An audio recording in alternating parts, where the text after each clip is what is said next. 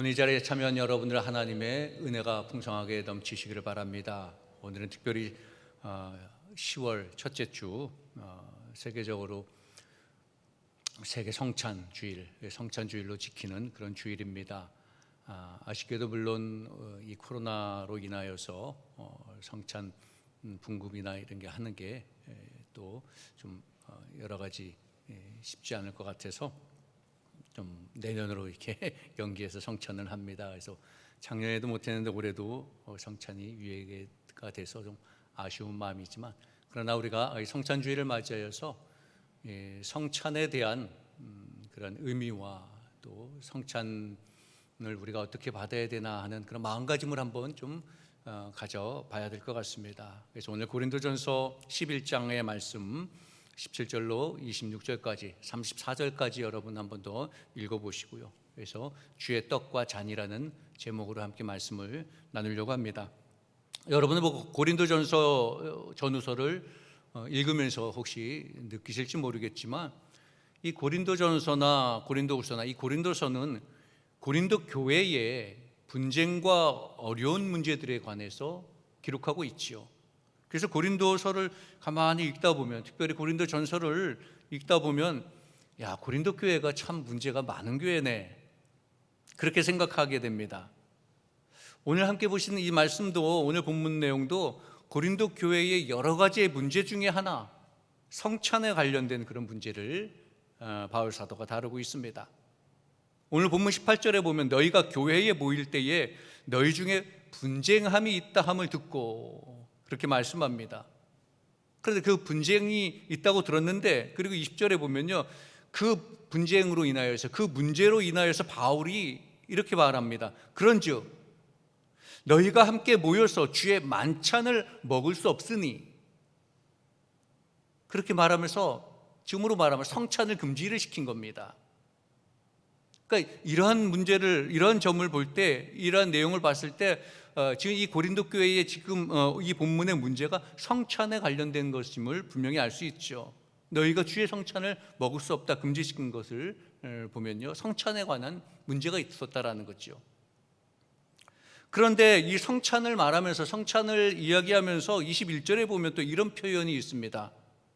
이는 먹을 때에 각각 자기의 만찬을 먼저 갖다 먹음으로 어떤 사람은 시장하고 어떤 사람은 취함이라. 도대체 아니, 성찬을 어느 정도로 하기에 취할 정도가 되나? 또 반대로 아니, 시장할 경우도 있다는 건가? 지금 우리가 생각하는 성찬을 생각하면 이해가 가지가 않죠. 아니, 취할 정도로 마시거나 배부를 정도로 먹는 그런 성찬이 아니잖아요. 그런데 도대체 이게 무슨 말인가? 자, 이 말을 이해하기 위해서는요, 당시 배경을 좀 알아볼 필요가 있습니다. 이 당시의 고린도 교회는요, 에바노스라는 식사가 있었습니다. 이것은 이제 당시 헬라 사람들이 자기 친한 사람들끼리 모여서 식사를 하는 거죠. 우리도 웬만하면 친한 사람끼리 모이잖아요. 직장이나 이렇게. 쉽게 말하면 일종의 사교 식사, 회식이라는 거예요. 그런 문화가 있었습니다. 그래서 이 사람들은요, 그러한 만찬을 열기 위해서 서로 기부금도 내고 서로 회비 내듯이 그런 돈도 서로 모았다는 거지요. 그런데 이런 식사는 주로 같은 부류의 사람들이 교제를 하는 겁니다. 이 당시에 거의 돈도 내야 되고 좀 좋은 만찬을 하기 위해서 돈도 모으니까 좀 나름대로 사는 사람들, 지금으로 말하면 그런 부류끼리 모였겠지요. 그래서 서로 교제를 좀 넓히는 그런 사교의 그런 식사였습니다. 근데 이러한 영향을 받아서 이 당시에 고린도 교회 성도들끼리 먹는 애찬의 자리를 만듭니다. 그래서 후에 이 용어를 아가페밀이라고 그랬는데, 아가페밀이라고 하는 그런 공동 식사가 있었습니다. 이것은 서로 이제 공동의 식사를 하기 위해서 서로 가져올 수 있는, 집에서 가져올 수 있는 만큼의 음식을 가져옵니다. 그래서 함께 식사를 하는 거죠. 서로 사랑을 나누는 거죠.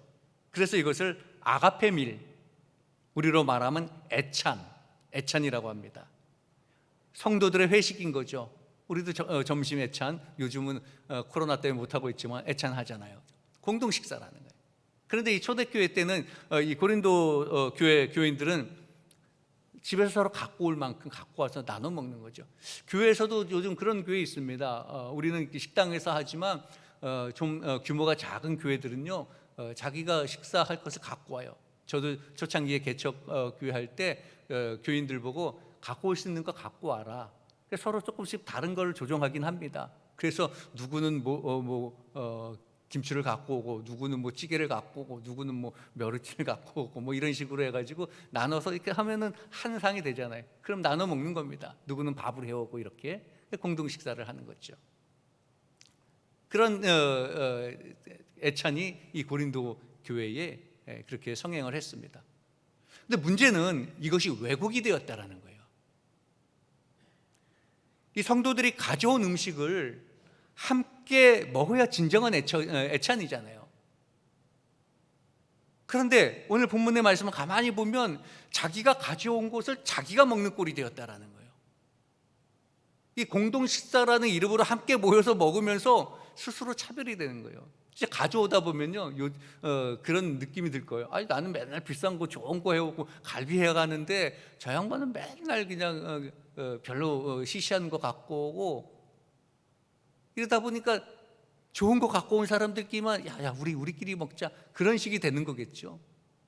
그러면 사실은 가지고 오고 싶어도 가지고 올 수 없는 상황이 되는 사람들, 못 갖고 온 사람들이 있잖아요. 정말 안타까운 마음으로 그냥 교회 그냥 오는 사람들, 그런 사람들은 못 먹게, 자기들끼리 먹게 되니까 같이 모여는 있는데 저 사람들은 저렇게 모여서 굉장히 풍성하게 먹고 배부르게 먹고 갖고 온 포도주도 취할 정도로 먹는데, 여기에 모이는 몇몇은 아무것도 없는 어려운 사람들은 아무것도 먹지를 못하는 상황이 되는 거예요.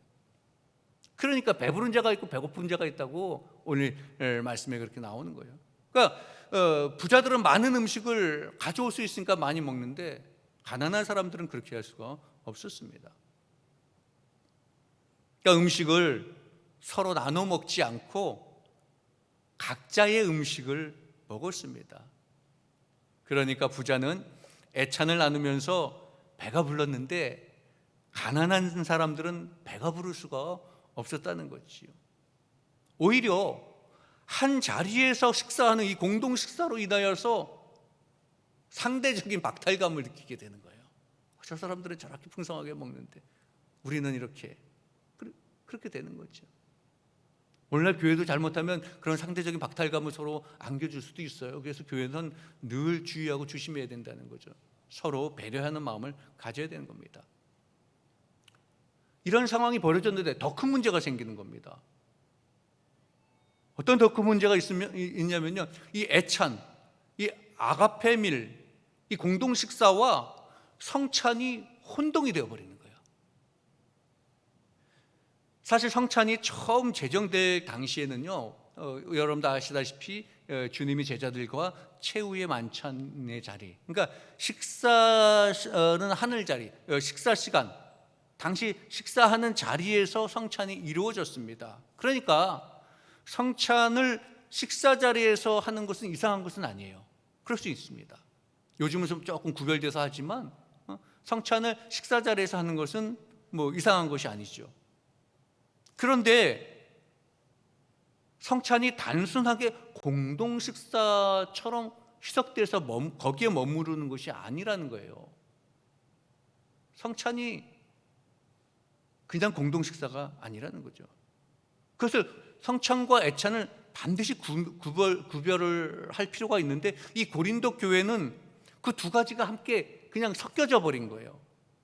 그러니까 식사를 마치고 성찬을 해야 되는데 이제 집에서 가져온 것을 자기들이 너무 많이 먹다 보니까, 배불리 먹고 포도주 갖고 온 거를 많이 먹다 보니까 성찬 전에 이미 다 취해졌다라는 거예요. 취해버렸다라는 거예요. 적당히 마시고 적당히 먹고 공동 식사를 즐기고 나머지 구별돼서 성찬 예식을 참여를 해야 되는데, 성찬식을 해야 되는데 미리 포도주도 갖고 온 거 다 먹고 배불리 다 먹고, 그래서 취해버렸다라는 거죠. 그럼 반면에 가져오지 못한 사람은 어떻겠습니까? 갖고 온 사람들은 가져오지 못한 사람들은 가져온 사람들이 다 마셔버렸으니까 성찬에 참여할 제대로 할 수도 없는 그런 상황이 되는 거지요. 이렇게 고린도 교회가 성찬과 애찬이 혼탁되어 버리고 아주 그냥 혼합되어져 버리는 그런 문제가 발생한 거예요. 오늘 본문의 내용이 그런 내용이고 그런 배경이거든요. 그래서 오늘 본문의 말씀은요, 이런 문제를 해결하는 바울의 지혜가 나오는 거예요. 사실 여러분들이 생각하기에, 우리가 생각하기에 오늘날 교회에 지금 제도의 상황에서 교회와 같이, 그 고린도 교회와 같이 그런 문제가 발생할 수 있겠는가, 그렇게 생각할 수도 있죠. 그런데 여러분, 형태만 다를 뿐이지 성찬과 관련한 오해나 문제들 오늘날에도 나타나고 있죠. 그래서 오늘 본문에 바울이 제시하는 이 해결책을 보면서 오늘날 우리에게도 있을 수 있는 문제를 예방하거나 그 문제들을 해결해 나가는 그런 지혜와 교훈을 얻을 수 있습니다. 먼저 오늘 본문을 통해서 바울은 뭐라고 말씀합니까? 고린도 교회 교인들에게, 아니 오늘 우리들에게도 말씀하시는 거죠. 바울이 가장 먼저 말하는 것은 너희들 성찬과 애찬을 구분하라는 겁니다. 성찬과 애찬을 구분하라. 22절에 그렇습니다. 말씀합니다. 너희가 먹고 마실 집이 없느냐. 이 말씀은 각자 가져온 음식을 여기서 먹을 것 같으면 뭐하러 공동 식사를 하느냐. 그런 식사라면 집에 가서 해도 되지 않겠냐라는 거예요. 너희들의 집이 없느냐 이거예요. 그리고 이어서 말씀합니다. 23절 이하에 내가 너희에게 전한 것은 주께 받은 것이니 곧 주 예수께서 잡히던 밤에 떡을 가지사 축사하시고, 그렇게. 그러니까 사도 바울이 자신이 고린도 교인들에게 전해서 가르쳐 준 것은 다른 것이 아니라 주님께서 직접 제정하신 성찬이라는 거예요. 아가페밀 공동식사가 아니라 주님이 유월절 만찬의 자리에서 직접 제정하신 성찬이라는 것을 강조하고 말씀하는 거죠. 분명하게 그렇게 말하고 있습니다.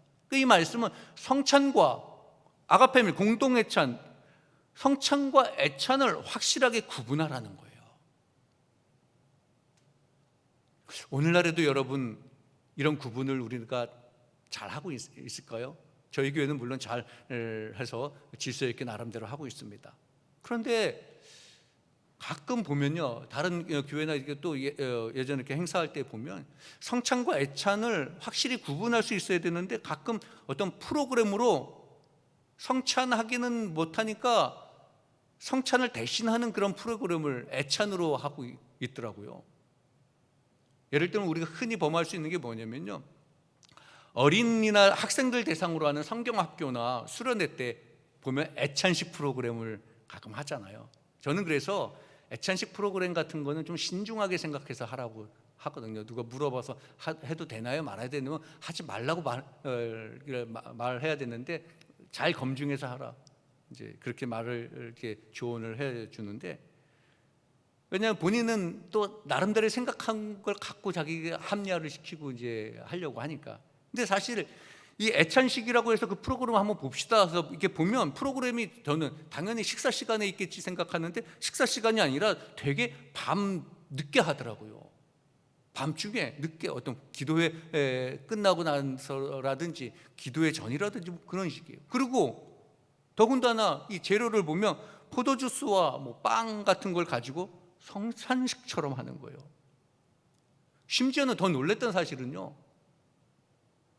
그 애찬식을 담당한 그 목사님은 가운을 입고 애찬식을 한다고, 애찬식이라고 해요. 이 실제 본질적인 의미로 봐주면 가운을 입고 공동식사 밥을 먹는 거나 다름없는 그런 격이 돼버리죠. 근데 사실 이렇게 성찬식처럼 하면서 애찬이라고 하는 이유가 있긴 있죠.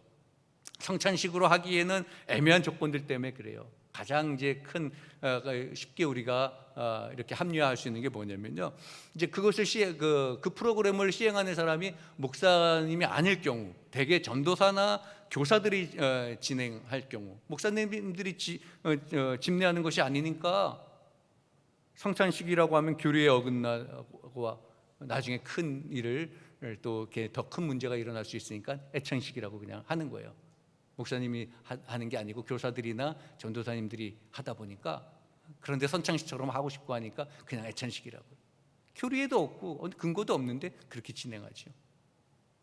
그리고 또 성경학교나 수련회에 참여하는 어린 학생들 중에 세례받지 않은 아이들이 많잖아요. 일반적으로 그렇거든요. 근데 사실은 요즘 조금 좀 이렇게 광범위하게 이제 해석하고 사람들마다 신학적으로 해석하는 게 다르긴 하지만, 그래도 아직까지는요, 제가 알기로는 우리 감리교도 그렇고 아직까지는 이 교회법은 성찬에 참여할 수 있는 조건으로 세례교인으로 정하고 있습니다.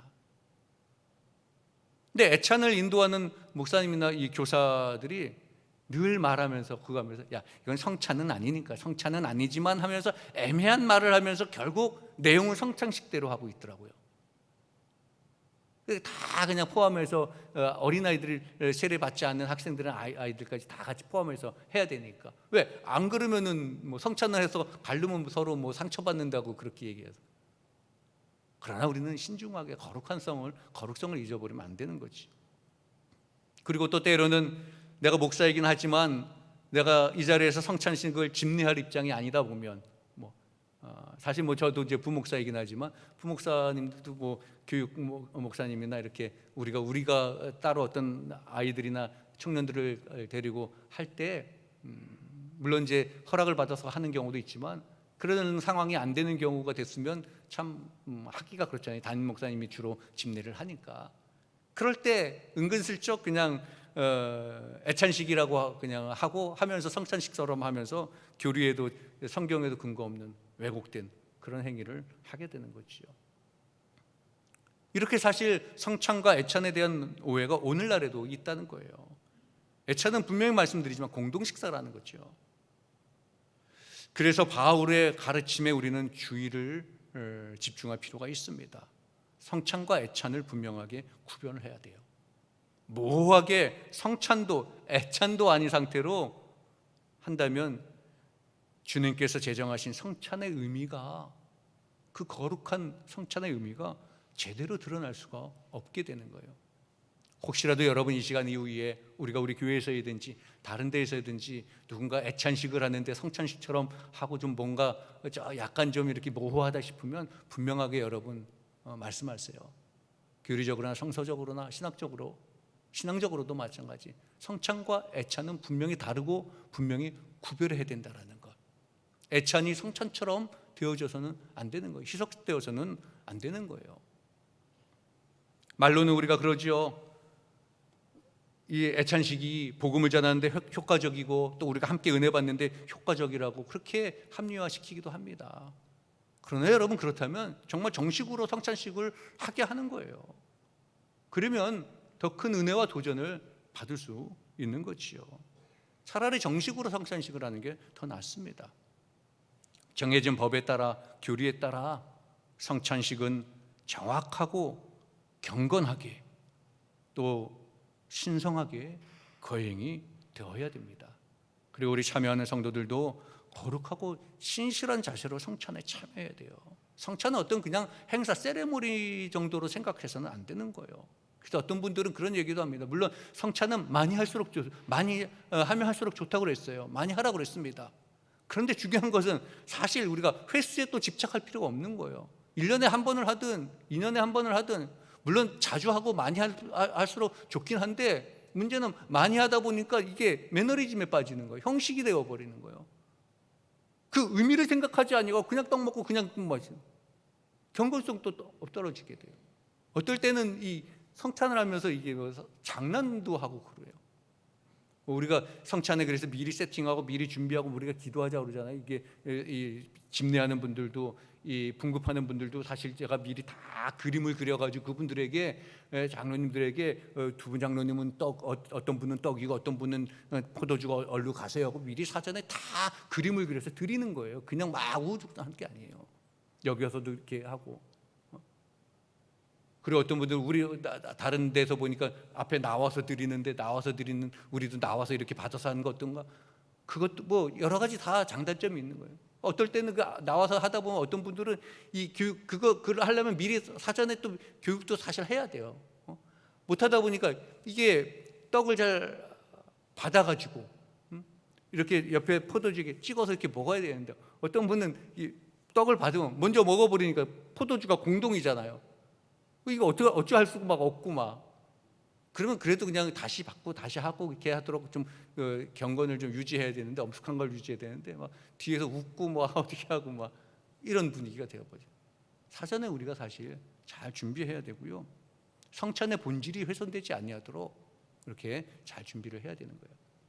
그래서 이 매주 물론 성찬을 하는 교회도 있습니다. 근데 매주 은혜를 받는 분도 있지만, 그게 또 매주 그냥 형식에 치우쳐가지고 그 성찬을 또 훼손시키는 경우도 없잖아 있고, 어떤 것이 옳고 어떤 건 그리다 제가 말씀드리는 건 아니고, 어쨌든 우리가 성찬에 참여하는데 내 기준에 의해서 내 생각으로 집착하지 말고 그 성찬의 진정한 의미를 우리가 되새겨 봐야 된다라는 거지요.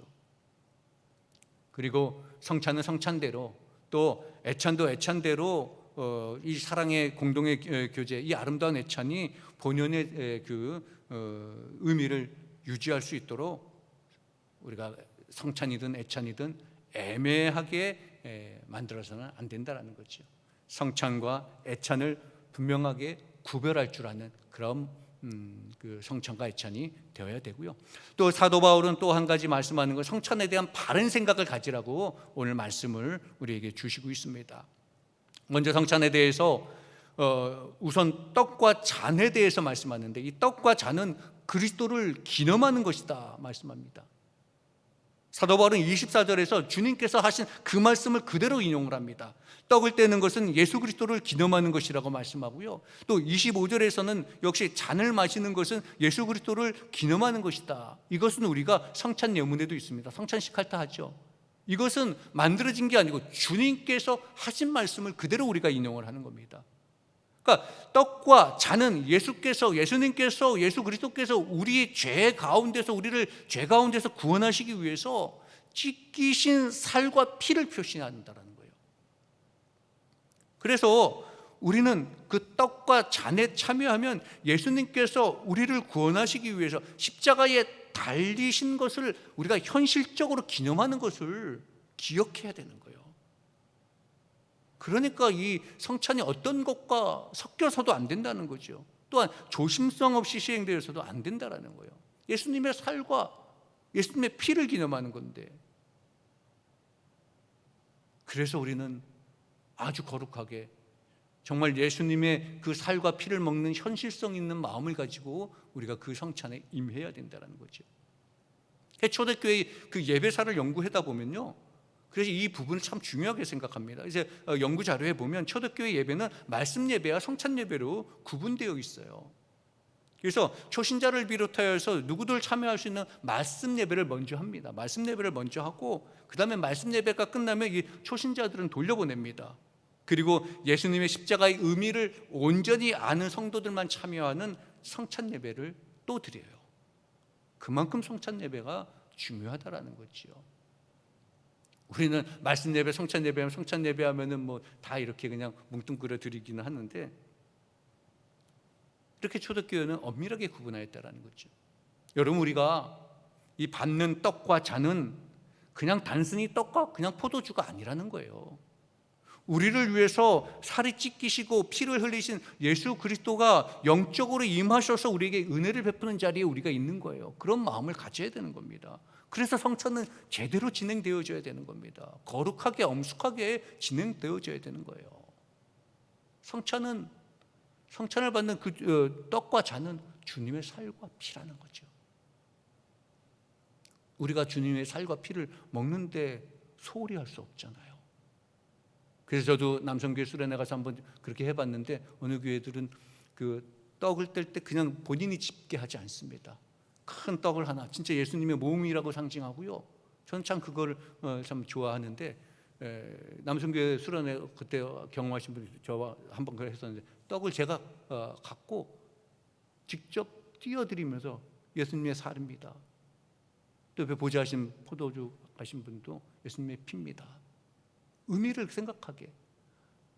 함부로 내가 쉽게 뜯어 쉽게 집어먹으니까 그냥 뭐 아무 의미 없이 하는데, 그 찢기는 것을 그 의미를 상징하는, 생각하라는 거죠. 현실성 있게 받아들이라는 거예요. 여러분, 앞으로 우리가 성찬을 할 때 예수님의 그 살과 피를 대할 때 정말 이게 나를 위해서 십자가에 피 흘려주신 그 예수님의 살과 피구나, 그런 마음, 그런 자세로 임하셔야 되는 겁니다. 주의 떡과 주의 잔은 그런 의미가 있다는 거지요. 또한 성찬은요, 우리가 성찬을 임하면서 그냥 거기서 그것으로 끝나는 게 아니에요.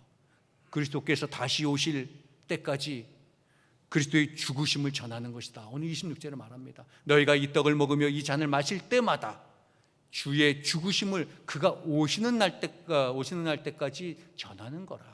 그러니까 성찬은 단순히 그리스도를 기념하는 것, 거기에서 끝나는 게 아니라는 거죠. 성찬은 하나님의 나라가 완성되는 그 재림을 기다리는 그 재림 신앙이 포함되었다라는 거예요. 그러니까 성찬은 단순하게 예수님을 기념하는 의미에서 멈추는 것이 아니라 종말론적인 삶과 연결이 되어 있습니다. 그래서 우리가 그리스도께서 오실 때까지 우리가 깨어서 그리스도의 십자가의 삶을 참여하는 거예요. 성찬에 참여한다라는 것은요, 주님의 살과 주님의 피를 내가 먹고 마시는 것은요, 그 주님께서 나를 위해서 구원해서 십자가에 달려 돌아가신 그 십자가의 삶을 기억하면서 주님이 다시 오셔서 이 땅에 하나님의 나라가 완성될 때까지 내가 그 주님의 십자가의 삶을 살아내겠노라라고 고백하는 자리가 됐다는 거예요. 그래서 성찬은 그날 성찬 받은 걸로 끝나는 게 아니고 계속해서 이어지는 거예요. 성찬의 삶은.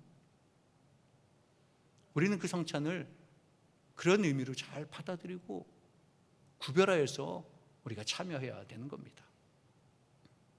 오늘 본문 말씀을 통해서 사도 바울은 분명히 우리에게 말씀합니다.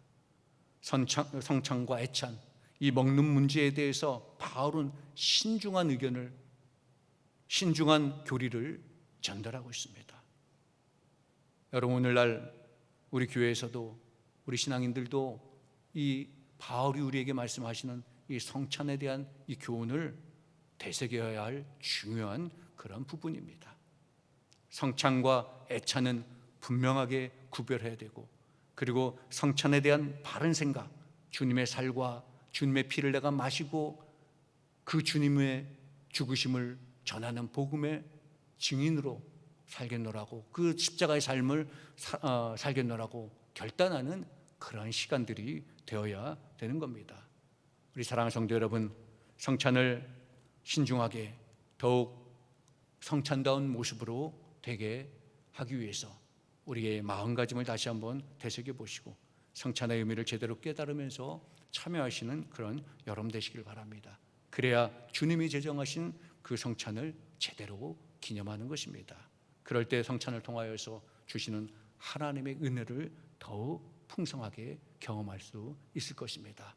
우리 사랑하는 성도 여러분, 세계 성찬주의를 보내면서 성찬에 대해서 다시 한번 우리가 생각해보고 그 의미를 깨닫고 성찬에 참여한 자로서, 세례받은 자로서 우리가 주님의 삶을 어떻게 실천하며 나가야 되는지 다시 한번 결단하며 십자가의 삶을 되새기며 나가시는 우리 성도 여러분 되시기를 주님의 이름으로 축원합니다. 기도합니다. 사랑의 하나님, 감사합니다. 오늘 세계 성찬주의를 맞이하여서 주님의 살과 주님의 피에 대해 다시 한번 느껴봅니다. 또 주님의 십자가의 삶을 돌아봅니다. 하나님, 성찬에 참여하는 자로서 진정한 주님의 십자가의 삶을 실천하며 거룩하고 신성한 마음으로 성찬에 참여하는 저희들이 되게 하여 주옵소서. 주님의 그 은혜를 기억하며 십자가의 사랑을 실천하며 살아가는 저희들이 되게 하여 주옵소서. 성찬을 통해서 주시는 하나님의 은혜를 더욱 경험하는 저희들이 되게 하여 주옵소서. 우리 주 예수 그리스도 이름으로 기도하옵나이다. 아멘.